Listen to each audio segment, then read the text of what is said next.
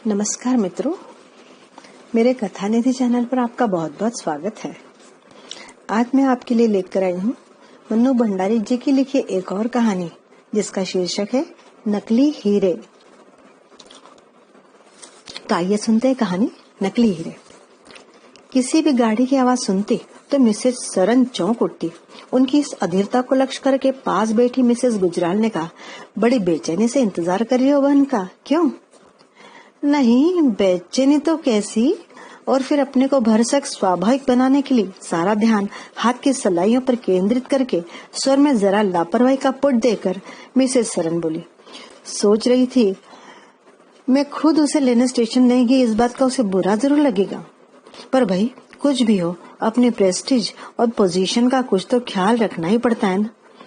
अब नौकर ड्राइवर सबके सामने वह थर्ड क्लास से या सेकंड क्लास से उतरती तो मुझे बड़ा ही ऑकवर्ड लगता। किसी कार के घर से उनका वाक्य अधूरा ही रह गया। चाहते हुए भी उनका ध्यान उधर चला ही गया। वह आ रही है, यही बड़ी बात समझिए। नहीं तो एक बार जब संबंधों में तनाव आ जाता है तो गुजराल का इस प्रकार उनकी पोजीशन को अहमियत न देकर बहन के आने को अहमियत देना शायद उन्हें जरा भी बर्दाश्त नहीं हुआ। सो बात को बीच में ही काटकर बड़ी ठसक से बोली, आएगी क्यों नहीं? बुलाने पर तो वह 20 बार दौड़ी आएगी। और सिर के बल संबंध भी कौन उसने तोड़े थे, वो तो हम ही लोगों ने तोड़ लिए थे।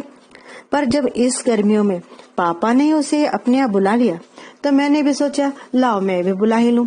महीना 20 दिन सुख में ही काट लेगी बेचारी। सलाइयों पर चलते हाथ थामकर उन्होंने एक बार उड़ती सी नजर गुजराल के चेहरे पर डाली, शायद अपनी बात की प्रतिक्रिया जानने के लिए। और फिर नजरें अपने ताने बाने पर जमाती हुई बोली, 15-16 साल की उम्र में तो ऐसे बेवकूफी करते लड़कियों को देखा है, पर यूं पढ़ लिख कर समझदार होकर अपनी जिंदगी के साथ खिलवाड़ करते नहीं देखा। बड़े बड़े रजवाड़ों से तो इसके लिए संबंध आए थे, उन सबको छोड़कर पापा को तो इतना शौक लगा कि बेचारे आधे रह गए। और एक ठंडा निश्वास छोड़कर वे जरा रुकी। गुजराल में हजारों बार की सुनी इस राजे रजवाड़ों वाली गाथा को सुनने का देर नहीं था, और वह जानती थी कि यदि रोका नहीं गया तो सरन उन सारी रियासतों के नाम और स्थिति का विस्तृत वर्णन भी आरंभ कर देगी। इसलिए सारी बात पर विराम चिन्ह सा लगाती हुई कुछ उत्साह भरे स्वर में बोली, अरे अब कहाँ से राजवाड़ा और राजे और महाराजे सब खत्म हुए, और जात पात को भी अब कौन मानता है? आजकल तो यह आम बात हो गई है। सरन बुरी तरह कट गई। जात पात को तो हम भी नहीं मानते, पर आदमी की पोजीशन भी तो कुछ होती है। कहाँ पापा एक बड़ी स्टेट के एक्स प्राइम मिनिस्टर, और कहाँ एक फटीचर कॉलेज में पढ़ाने वाला। 500 रुपए तो अपने जेब खर्च के लिए ले लेती थी, और अब इतने में सारी गृहस्थी चलानी पड़ती होगी। प्रेम का सारा नशा हवा हो गया होगा, रो रही होगी बेचारी अपने किस्मत को। गुजराल घड़ी देखकर उठती हुई बोली, अब तो आती ही होगी, मैं चली। शाम को हो सके तो क्लब लेकर आना, वहीं मुलाकात करेंगे। और बिना उत्तर की प्रतीक्षा किए वह पीछे के दरवाजे से चली गई। सब जलती हैं कमबख्त, सरन बुदबुदाई। तभी लाल बजरी की सड़क पर एक बड़ी गाड़ी पोर्टिको में आकर खड़ी हुई। सरन एक क्षण के लिए जैसे तय नहीं कर पा रही थी कि कितनी आत्मीयता से वह बहन से मिले, किंतु इंदु स्वयं गाड़ी का फाटक खोलकर बिखरे बाल और अस्त व्यस्त कपड़े लिए दौड़ती हुई आई और दीदी कहकर सरन से लिपट गई। सरन शायद इस तरह के व्यवहार के लिए कदापि तैयार नहीं थी। अपने को छुड़ाते हुए बोली, अच्छी तो है, चल चल अंदर चल। उनका सारा ध्यान आसपास खड़े नौकर चाकरों पर और इंदु की सिलवटों से भरी हैंडलूम की साधारण से साड़ी पर था, और वे शायद महसूस कर रही थी कि जिस ऑकवर्ड स्थिति से बचने के लिए वे स्टेशन नहीं गई, वह यहाँ उपस्थित हो ही गई। नहा धोकर गीले बाल अपनी पीठ पर फैलाए जब इंदु सरन के पास आकर बैठी तो सरन उसे एकटक देखती ही रह गई, जैसे कोई अपरिचित को देख रही हो। इंदु के भरे भरे और कुंदन जैसे रंग वाले शरीर पर साधारण सी साड़ी लिपटी थी। जेवर के नाम पर गले में केवल एक मंगलसूत्र था। उन्हें लग रहा था यही रूप कीमती वस्त्रों में लिपटता तो कैसा निखर उठता। इंदु का मन नहीं करता होगा अच्छे अच्छे कपड़े पहनने को। उनका सारा ऐश्वर्य देखकर उसे अपने अभाव का क्या और नहीं खलने लगेंगे। एकाएक ही उनका मन उसके लिए द्रवित हो गया। जीजाजी कब तक लौटेंगे दीदी? सच में तो बड़े ही बेकार मौके पर आई, न बच्चे हैं न जीजाजी। कितना अरसा हो गया सबसे मिले भी। ये कहाँ घर पर रह पाते हैं, काम ही इतना बढ़ा लिया है कि मरने तक को फुर्सत नहीं मिलती। अभी अभी 3 नई मिलें बम्बई में और सेट की है। मैं तो कहती हूँ क्या होगा इन सब का, जो है वही 2 पीढ़ी तक खत्म नहीं होने का। पर ये माने तब ना। फिर एकाएक ही प्रसंग बदल कर बोली, और तेरे पति तो कैसे हैं? पूछने वाला ढंग कुछ ऐसा था कि इंदु बुरा भी मान सकती थी, पर वो बड़ी ही सहज स्वाभाविक मुस्कान के साथ बोली, अच्छे हैं। फिर मौन, इसके बाद चुप्पी।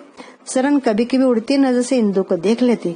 वह प्रतीक्षा कर रही थी कि इंदु कुछ बोलेगी, शायद उसे बहुत कुछ कहना भी होगा, पर वह खिड़की के उस पार देखती रही और थोड़ी देर बाद एकाएक ही सरन की ओर देखकर बोली, तुम बड़ी दुबली हो गई दीदी।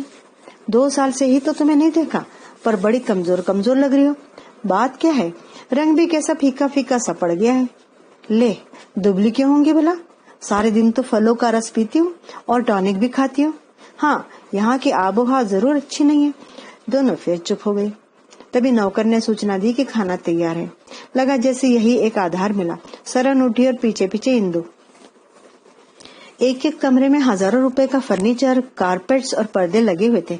कहीं सफाई का और कहीं कुछ मरम्मत का आदेश देती सरन रुकती रुकती चली जा रही थी। तू तो मेरे यहाँ पहली बार ही आई है। हाँ, इंदु का संक्षिप्त सा उत्तर। सरन बराबर ही महसूस कर रही थी कि इंदु आने के बाद से ही वह कुछ खिन्न सी हो चली है। बोल कितना कम रही है। इस उदासी का कारण भी वे जानती हैं और बहुत चाह भी रही हैं कि अपना ऐश्वर्य उसे ना दिखाए, पर छिपाए भी कहाँ। और सच तो यह है कि जितनी प्रबल इच्छा छिपाने की हो रही थी, उससे ज्यादा बताने की हो रही थी। खाने के कमरे में आए तो अनेक व्यंजनों से भरी मेज पर गर्व भरी दृष्टि डालकर बोली, तुझे जो जो पसंद हो वही बता दे, शाम से वही सब बन जाया करेगा। मैं तो सब खाती हूँ दीदी। प्लेट को अपनी ओर सरका कर सब्जी लेते हुए इंदु ने कहा। स्वर की लापरवाही सरन को अच्छी नहीं लगी। क्यों, अब वे सब नखरे नहीं रहे क्या? पहले तो तेरे बड़े मिजाज थे खाने के मामले में। वो सब बचपन की बातें थी, अब क्या? हंसते हुए इंदु ने कहा। सरन ने गौर किया, हंसती हुई इंदु कुछ ज्यादा ही सुंदर लगती है। तो अब क्या हो गया? मुझे तो खाने का अभी भी बहुत नखरा है। फिर जैसे न चाहते हुए भी उनके मुंह से निकल ही गया, हाँ, नखरा निभाने के साधन भी तो होने चाहिए। यूं कहकर स्वयं उन्हें लगा कि जरा कड़वी बात उन्होंने कह दी है, पर अब बात निकल चुकी थी। दोनों में फिर चुप्पी पसर गई। संध्या को चाय पीने के लिए दोनों बाहर लॉन में आई और मखमली घास पर सफेद पेंट किए हुए सिंगापुरी केन के सेट पर बैठी। वो ऐसा चमक रहा था जैसे हाथी दांत का बना हो, और बगीचे में चारों ओर खुशहाली जैसे बिखरी पड़ी थी। इसी जगह से कोठी का सबसे सुंदर व्यू दिखाई देता था। इंदु चाय बनाने लगी तो उसके हाथ से केटली लेकर सरन स्वयं चाय बनाने लगी। वह इंदु का ध्यान किसी भी काम में अटका कर नहीं रखना चाहती थी। चाह रही थी इंदु उनकी कोठी को देखे, उनके बगीचे को देखे और रौनक को देखे। चाय का पहला घूंट भी नहीं पिया था कि नौकर ने बड़े अदब से एक नीला लिफाफा सामने पेश किया और इंदु ने इस आश्वस्त भाव से हाथ बढ़ाया मानो वह अच्छी तरह जानती थी कि यह उसका है और उसकी प्रतीक्षा में ही थी। यह क्या, आज आई और आज चिट्ठी भी आ गई मास्टर जी की? अपार आश्चर्य से सरन ने पूछा। इंदु केवल मुस्कुरा दी। अब यह कैसे बताती कि उसके रवाना होने के 2 दिन पहले ही यह चिट्ठी पोस्ट कर दी गई थी। बस उसके गालों के गड़े और उसके आकर्षक चेहरे पर सुर्खी फैल गई। लिफाफे को उसने बिना खोले ही हाथ में दबा लिया। मिसेस सरन को न चाय पसंद आई न चाय के साथ का नाश्ता। उनके तो मुंह का स्वाद ही बिगड़ गया और उन्होंने सारा गुस्सा पास खड़े बैरे पर निकाला। उनकी मित्र मंडली में से 2-3 के टेलीफोन आए कि बहन को लेकर आओ क्लब, पर उन्होंने सबको यही जवाब दिया कि आज वह थकी हुई है, कल लेकर आऊंगी। आज वे चाह रही थी कि इंदु के पास बैठकर कुछ बातें करे। सवेरे से दोनों के बीच जाने कैसा अवरोध आया हुआ है कि कुछ बोल ही नहीं पाती। साथ खाया, साथ बैठी भी, पर दोनों चुप। इंदु जब से आई है शायद अपनी ओर से कुछ बोली ही नहीं। बस कुछ पूछो तो संक्षिप्त सा उत्तर दे देती है। बोले भी क्या बेचारी, महसूस तो करती होती कि बोलने लायक वह रही कहाँ। कोई बात नहीं, वे ही बोलेंगे। लाख गलती कर बैठे है तो आखिर छोटी बहन ही। माँ के मरने के बाद जब तक वह हॉस्टल नहीं चली गई थी, उन्होंने ही तो उसकी सबसे ज्यादा देखभाल की थी। वे इंदु के कमरे में घुसी। देखा, दरवाजे की ओर पीठ किए वह लिखने की मेज पर कुछ लिख रही है। देखा सामने एक पत्र खुला पड़ा है और पेड़ पर कुछ लिख रही है। शायद पत्र का उत्तर ही हो। दीदी को आया देख पेड़ बंद करते हुए बोली, आइए दीदी बैठिए। सरन पलंग पर बैठ गई। इंदु ने भी अपना मुंह उनकी तरफ घुमा लिया। कुछ देर तक फिर एक विचित्र सा मौन छाया रहा। इंदु, बहुत ही स्नेह सिक्त स्वर में सरन बोली। इंदु ने अपनी बड़ी बड़ी पलकियां उठाकर नजर सरन के चेहरे पर जमा दी। सवेर से तुझसे तो कोई बात ही नहीं, क्या करूं? इतना बड़ा घर और देखभाल करने वाली मैं अकेली, जिधर न देखो उधर ही अंधेर। इंदु थोड़ा सा मुस्कुरा दी। देख रही हूँ तू भी बहुत बदल गई है, बहुत चुप रहने लगी है। लगता है जैसे अंदर ही अंदर कहीं कोई आगे सरन से कुछ कहा न गया। कौन? मैं? नहीं तो, इंदु ने उत्तर दिया। साल भर तक गुस्से में हम लोगों ने तुझसे संबंध तोड़ लिए, यही समझ ले हमारे संस्कार थे। पर ये खून के संबंध भी कभी यूं टूटते हैं भला? लेकिन लगता है कि तू अभी भी मान किए ही बैठी है। इंदु सरन को यूं देख रही थी मानो समझ ही नहीं रही हो कि यह सब किस बात की भूमिका है। अपने सुख दुख की बात हमसे नहीं करेगी तो किससे कहेगी? कैसा सुख दुख? मैं तो बहुत खुश हूँ, इंदु ने मुस्कुराते हुए कहा। पर सरन को लगा कि यह मुस्कुराहट भी निर्जीव है। खुश शब्द का केवल उच्चारण भर किया गया, मन में कहीं खुशी नहीं। स्वर को और कोमल बनाकर बोली, देख बाहर वालों के सामने तो ढकना ही पड़ता है, हम भी ढकते हैं, पर अपनों से कैसा दुराव। फिर कुछ रुक कर बोली, पापा ने लिखा था कि 15 दिनों के लिए उनके पास गई तो मास्टर जी ने 5 दिन नहीं बुला लिया। कहीं आने जाने के भी छूट नहीं देते हैं शायद। सरन बड़े गौर से इंदु की ओर ही देखे जा रही थी कि कहीं तो आकर वह खुले। इंदु उसी प्रकार मुस्कुराती हुई बोली, अरे वह तो हमारी एक जरूरी मीटिंग थी इसलिए जाना पड़ा, नहीं तो मुझे कभी सभी प्रकार की छूट है। पैसे की तकलीफ भी कम नहीं होगी। कैसे तू घर चलाती होगी, कैसे क्या करती होगी? उसके अनालंकृत शरीर पर नजर दौड़ाते हुए सरन ने कहा, तू चाहे न मान इंदु, पर बच्चों का जितना है माँ बाप देखते हैं, कौन देख सकता है भला? हम तीनों बहनों के संबंध पापा ने किए और भगवान का दिया सभी सुख आज हमारे पास है। वे अनुभवी होते हैं, आदमी की परख उनको होती है, जानते हैं कहाँ और किसके साथ उनके संतान सुखी रह सकती है। तभी बैर आया। मेम साहब टेलीफोन है। किसका? सुरजीत मेम साहब का। बोला जरूरी काम है। अच्छा चलो आती हूँ।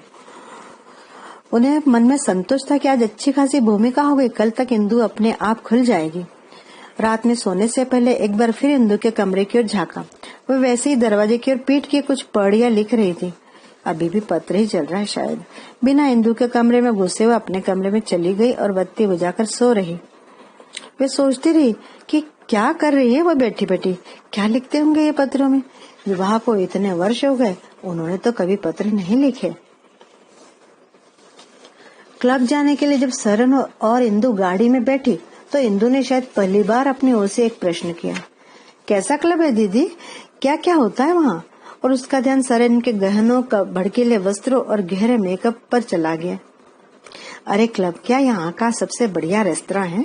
हम 8-10 फ्रेंड्स 4 बजे से 6 बजे तक के लिए वहाँ इकट्ठे हो जाते हैं। बस फिर गपशप और खाना पीना चलता रहता है और समय अच्छे से बीत जाता है। लाल बत्ती हो जाने से गाड़ी खड़ी हुई और मौका पाते ही एक भिखारिन खिड़की में से सिर घुसाकर गिड़गिड़ाने लगी। सरन ने भौहें चढ़ाकर उसे झड़का और खिड़की का कांच चढ़ाकर पर्स से सेंटेड रुमाल निकालकर नाक पर रख लिया। फिर इंदु से पूछा, तुम्हारे नागपुर की सोशल लाइफ कैसी है? क्या एक्टिविटीज रहती है तुम लोगों की? बस यूं ही, कोई खास नहीं। फिर वही छोटा सा उत्तर। मोकेम्बो के सामने गाड़ी रुकी तो आगे आगे सरन और पीछे पीछे इंदु उतरी। दरवाजे पर खड़े वर्दीधारी दरबान ने अटेंशन की स्थिति में खड़े होकर तपाक से सलाम ठोका और दरवाजा खोलकर खड़ा हो गया। साड़ी की पटलियों को ठीक करके सरन 2 सीढ़ियां चढ़ी और गर्दन को हल्का सा झटका देकर अंदर घुस गई। देखा अंदर सारी मजलिस जम चुकी है और किसी बात पर बड़े जोर का ठहाका लग रहा था। इनको आते देखकर एकाएक ही चुप हो गई। सरन को लगा जैसे बात उन्हीं को लेकर हो रही थी, तभी तो सब यूं चुप हो गई। उस दिन की पार्टी की होस्टेस सुरजीत कौर ने खड़े होकर इंदु का स्वागत किया। सबकी नजरें भी उसी पर जमी थी। सरन ने बड़े औपचारिक ढंग से सबसे परिचय करवाया। बीना और निक्की को देखकर उनका मन कुछ भारी हो आया। वे दोनों बहुत ही कम आती और जब आती कुछ न कुछ ऐसी बात अवश्य हो जाती कि सरन का मूड बिगड़ जाता। सरन अच्छी तरह जानती है आज इंदु की बात सुनकर ही दोनों आई है और एकाएक ही उनका ध्यान इंदु की साधारण सी नागपुरी साड़ी और अनालंकृत रूप पर चला गया। उन्होंने इंदु से कितना कहा था कि उनसे लेकर कोई अच्छी साड़ी पहन ले, कुछ जेवर पहन ले। यहाँ सब बड़े बड़े घर की कल्चर्ड औरतें जमा होंगी, पर वह भी अपनी जिद पर अड़ी रही। यह भी उसका अपना शायद एक इंफीरियोरिटी कॉम्प्लेक्स ही है। अच्छा है, अब बने सबके बीच मजाक की पात्री, उनका क्या है, वे भी ही सबके साथ हो जाएंगी। गलती उसने की है तो वे कहाँ से बनाती फिरेंगी, कहाँ से उसे बचाएंगी। फिर सबकी ओर उन्होंने नजर डाली। जिन्होंने काफी मामूली कपड़े पहन रखे थे, वे भी इंदु की साड़ी से तो बहुत ही बढ़िया थे। सुरजीत ने मेनू कार्ड इंदु की ओर बढ़ाते हुए कहा, बोलिए आपके लिए क्या मंगाया जाए। कार्ड पर सरसरी सी नजर डालकर इंदु बोली, पाइनएप्पल जूस। और सरन, तुम क्या लोगी। अरे भाई, जो तुम खिला पिला दोगी, हम तो हमेशा हॉस्टेस की मेहरबानी पर जिंदा रहते हैं। और सरन अपनी ही बात पर हंस पड़ी। बीना ने कांटे पर आलू चॉप के टुकड़ों को बड़े कौशल से संभालते हुए कहा, तुम्हें नहीं पता सुरजीत, मिसेस सरन तो सरन साहब की अनुपस्थिति में एकदम वैरागिन हो जाती हैं। कुछ भी खिला पिला दो बेचारी को। लो, अच्छी याद दिलाई, निक्की बोली और पास बैठी बीना के कंधे को अपने कंधे का हल्का सा धक्का देकर बोली, आपके लिए खुशखबरी है मिसेस सरन। मिसेस सरन एक तो बीना और निक्की की किसी भी बात में शरीक होना नहीं चाहती थी, दूसरे उनका ध्यान इस समय इंदु की ओर चला गया था, जो गुजराल से हंस हंस कर बातें कर रही थी। कल से चुप रहने वाली इंदु आखिर गुजराल से क्या बात कर रही होगी। पर निक्की थी कि खुशखबरी सुनाकर ही मानी और आवाज को इतना बुलंद करके बोली कि अपने ही खाने और अपनी ही बातों में व्यस्त मजलिस के हर व्यक्ति के कानों तक वह पहुंच जाए। बोली, अनीता आज रात के प्लेन से बम्बई जा रही है सरन। सरन साहब के पास कोई संदेशा भिजवाना हो तो भिजवा दीजिए। और वह होठों ही होठों में बड़े व्यंग्यात्मक ढंग से मुस्कुरा दी। सरन ने सभी के चेहरों पर वैसी ही दबी दबी मुस्कुराहट देखी तो बुरी तरह कट गई। उतने ही तेज स्वर में बोले, खुशखबरी के लिए धन्यवाद निक्की, पर यहाँ तो ऑफिस के हर तीसरे दिन आदमी जाता है। अभी कल ही साहब ने बम्बई से साड़ी भेजी है, देखो।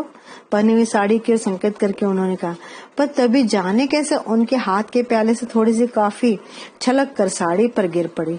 ओहो, साड़ी बिगड़ गई। प्याले को मेज पर रखकर नैपकिन से कॉफी पोंछते हुए वे झल्लाई हुई सी बोली, लगता है अच्छे मन से नहीं भेजी है साड़ी सरन साहब ने, देखो आते ही खराब हो गई। बाथरूम की ओर जाती हुई सरन ने बात अनसुनी की, फिर भी ऐसी बन गई कि मानो कुछ सुना ही नहीं। बस एक बार उड़ती नजर से इंदु की ओर जरूर देखा। सरन जब साड़ी धोकर निकली तो फिर बैठी नहीं, सुरजीत की ओर देखकर बोली, चलो भाई सुरजीत, अब चलेंगे। इंदु को कलकत्ता भी घुमाना है, कुछ जगह मिलाना जुलाना भी है। फिर इंदु की ओर देखकर उसे उठने का संकेत किया। किसी ने रुकने का आग्रह भी नहीं किया। सुरजीत कौर दरवाजे तक छोड़ने आई। गाड़ी में बैठी तो सरन का मूड बुरी तरह ऑफ हो चुका था। अपने आप को बड़ा कल्चर समझती हैं, बदतमीज कहीं की, सब की सब जलती हैं। हम सब बराबरी के ही तो थे, पर सरन साहब इतना आगे बढ़ गए, मिलों पर मिले खोलते जा रहे, तो यूं उल्टी सादी बातें करके बदनाम करती हैं। और भी ना जाने क्या क्या वे बोले चली जा रही थी, पर शायद उन्हें खुद नहीं मालूम था कि यह सब कहकर वे इंदु के सामने सफाई पेश कर रही है या अपने मन को तसल्ली दे रही है। घर पहुंचे तो नौकर ने कल ही की तरह एक नीला लिफाफा लाकर इंदु के सामने पेश कर दिया। यह क्या, आज फिर चिट्ठी? तेरे मास्टर जी के पास सारे दिन चिट्ठियां लिखने के सिवा और कोई काम ही नहीं है क्या? उसी झल्लाहट में वे कह गई। इंदु ने कोई जवाब नहीं दिया। खाना खाने के बाद मिसेस सरन ने कई बार सोचा कि इंदु के कमरे में जाए, कल की अधूरी बातों का सिलसिला जोड़े, पर गई नहीं। 3 दिन और बीत गए। सरन ने इंदु को कलकत्ते के सारे अच्छे रेस्टोरेंट्स में घुमाया, दर्शनीय स्थल दिखाए, कलकत्ता क्लब दिखाया। जहाँ जहाँ सरन ले गई इंदु गई, पर बातचीत दोनों में विशेष नहीं हो पाती। साथ रहकर भी सरन बराबर एक दूरी सी महसूस कर रही थी, एक विचित्र तनाव सा महसूस कर रही थी। इंदु की ओर से तो शायद वैसा कोई प्रयत्न भी नहीं था। खाली समय में वह किताब लेकर अपने कमरे में बैठी रहती। उस दिन संध्या को लॉन में बैठी दोनों चाय पी रही थी। इंदु ने पूछा, जीजा जी की कोई चिट्ठी नहीं आई दीदी? वे आ कब रहे हैं? आ जाते तो मैं भी मिल लेती। सरन हंसी, चिट्ठी? अरे उन्हें कहाँ फुर्सत है चिट्ठी लिखने की। हम तो भाई जब जरूरत हुई ट्रंक पर बात कर लेते हैं, जितनी देर चाहो कर लो, 10 मिनट, 15 मिनट, आधा घंटा। तो फिर आज बुक कीजिए ना ट्रंक, मैं भी एक बार बात कर ही लूं। सरन ने सेक्रेटरी को बुलाकर आदेश दे दिया, रात 11 बजे के बाद बम्बई के लिए ट्रंक बुक करके रखिए। चाय समाप्त करके वे इंदु को लेकर अपने जौहरी की दुकान पर पहुंची।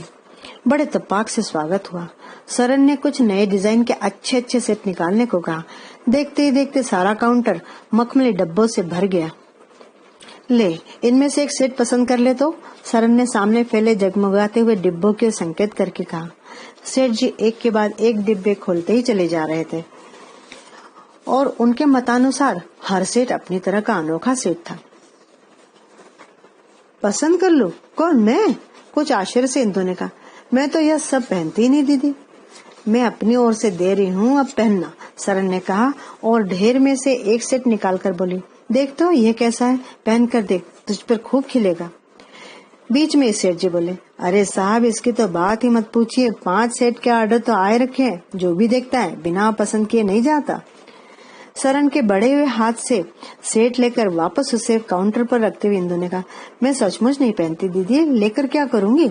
और सरन कुछ कहती उसके पहले ही बोले, तुम जरा यह सब देखो। जितने में मैं सामने वाली दुकान से होकर आती और वो उतर कर सामने की किताबों वाली दुकान पर चली भी गई।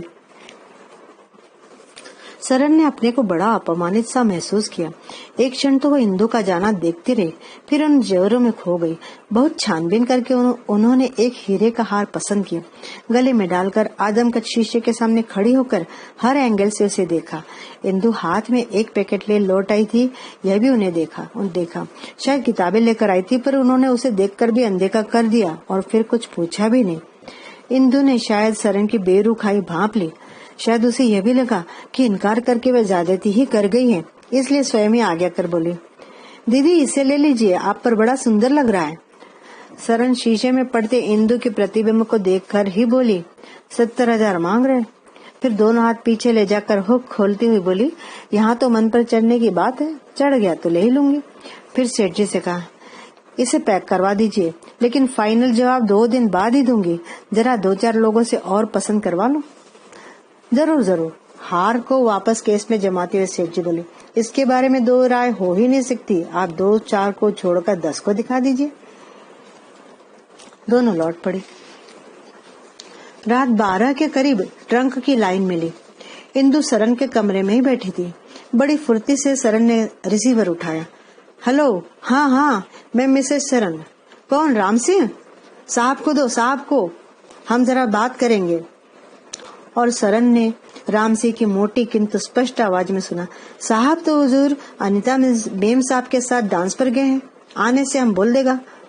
बात करने को उत्सुक इंदु ने पूछा, क्या हुआ है या नहीं?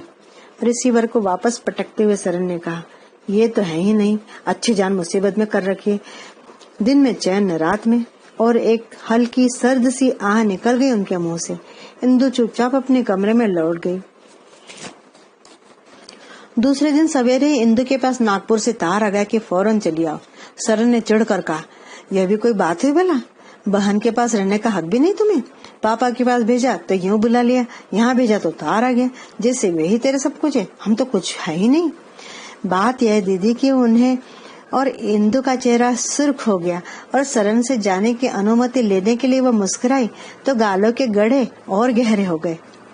कुछ बात नहीं है, मैं तार करवा देती हूँ कि अभी नहीं आएगी। नहीं दीदी, मुझे जाना होगा। बात यह है कि अब तुम्हें क्या बताऊं। और इंदु चुप हो गई। सरन एकटक इंदु का चेहरा देख रही थी। उन्हें लगा वे चाहे लाख मना करें, पर सामने खड़ी मुस्कुराती हुई इंदु जाकर ही मानेगी। और सचमुच ही शाम की गाड़ी से इंदु ने जाने की तैयारी कर ली। सरन के मन में अच्छा न लग रहा था। उसने फर्स्ट क्लास का टिकट मंगवा दिया और बहुत इनकार करने पर भी फल और मिठाई के टोकरे भी तैयार करवा दिए। दोनों पोर्टिको में खड़ी थी और सामान कार पर रखा जा रहा था। सरन की आंखें नम हो आई थी। बड़े ही स्नेहसिक्त स्वर में वे बोली, देख इंदु, कभी भी किसी चीज की जरूरत हो तो निसंकोच भाव से लिखना। हम लाख बुरे हो फिर भी तेरे अपने ही है। आप भी कैसी बातें करती हैं दीदी, आप लोगों से नहीं कहूंगी तो किससे कहूंगी भला? आप लोगों के सिवा मेरा है ही कौन? इस बार इंदु का स्वर भी भर्रा गया। इंदु की छोटी सी अटैची और एक टोकरी को लिए नौकर उतर रहा था कि जाने कैसे उसका पैर फिसल गया और दोनों चीजों सहित वो नीचे जाकर चारों खाने चित्त हो गया। ड्राइवर ने नौकर को संभाला और दली ने लुढ़कती हुई टोकरी को, लेकिन अटैची खुल गई थी और उसका सामान इधर उधर बिखर गया था। सामान के साथ ही 4-5 नीले लिफाफे भी फरफराकर इधर उधर बिखर गए। सरन एकाएक उन लिफाफों को देखती ही रह गई। इंदु ने जल्दी से झुककर सारा सामान वापस अटैची में भर दिया और होठों पर मुस्कुराहट और आंखों में आंसू लिए अंतिम बार दीदी के गले लगकर गाड़ी में बैठ गई। जब तक गाड़ी आंखों से ओझल ना हो गई तब तक सरन एकटक उस ओर ही देखती रही। फिर एक निश्वास छोड़कर भारी कदमों से लौट आई। कुछ देर तक यूं ही इधर उधर कमरों में घूमती रही। फिर सेफ खोला तो सामने ही कल खरीदा हुआ जो हार था हीरे का, वह दिखाई दिया। उन्होंने उसे निकाल लिया और खोलकर देर तक उसे इधर उधर करके देखती रही। एकाएक ही उन्हें लगा, इन हीरों में तो चमक ही नहीं, ये तो नकली है। कल जौहरी उनके साथ कैसा धोखा कर गया। इतने विश्वास का जौहरी और धोखा, कल जाने कैसे उन्हें भ्रम हो गया। उन्होंने फिर एक बार गौर से देखा, नहीं नहीं, ये हीरे नहीं हो सकते, इतने फीके और मंदे, बिल्कुल सादे कांच के टुकड़े हैं। मित्रों, यहाँ हमारी कहानी समाप्त हुई है। अगर आपको कहानी पसंद आई है तो एक लाइक और कमेंट तो जरूर बनता है। और हाँ, मेरे इस चैनल को आप सब्सक्राइब करना बिल्कुल भी ना भूलें। कहानी सुनने के लिए धन्यवाद।